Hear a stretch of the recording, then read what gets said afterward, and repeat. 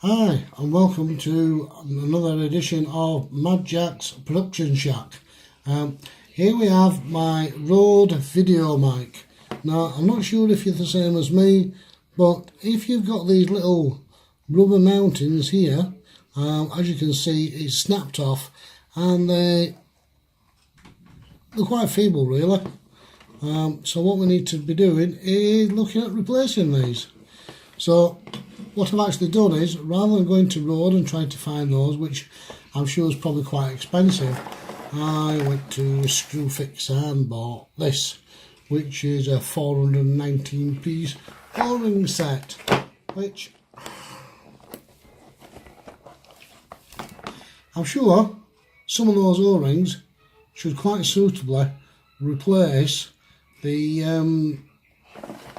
little rubbers that we've got on here quite adequately.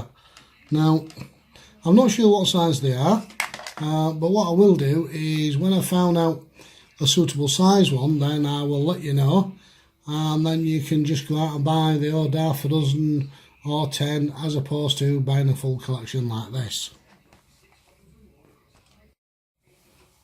Okay, so what I've done is I've gone through all these O-rings now, and quite simply all I've done is I've taken the little rubber mount off the Rode video mic, picked out some O-rings until when I've squashed them more or less the same shape, that they end up about the same length. What I'm going to do now is I'm just going to try and fit a couple of these to see if we get the same effect as what we should have with the original mountings.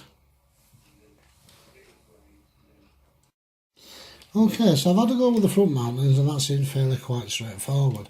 So all we're going to do is I'm going to replace these back ones now, because I think I only actually had one that actually worked. So quite simply I've put it over, fasten it to one side, which obviously the first one goes on quite easy, and then it's stretching the other one across to there. The back mounting ones, I ended up having to use a pair of pliers. We'll see whether we can get it. Yeah, it's quite simple just because it's fiddly to get in with your fingers.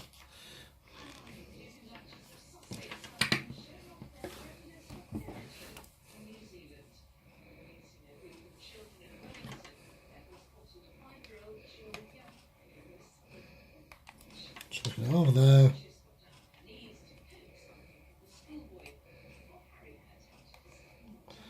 Onto the outer.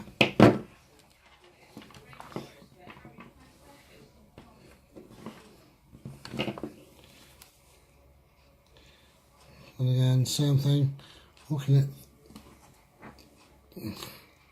So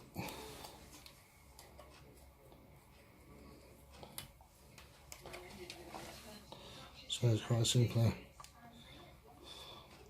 Over that one and over that one. And there we go. Seems to all that fairly secure. Not bouncing around, and I'll now have a quick look and see what size O-rings we've actually used.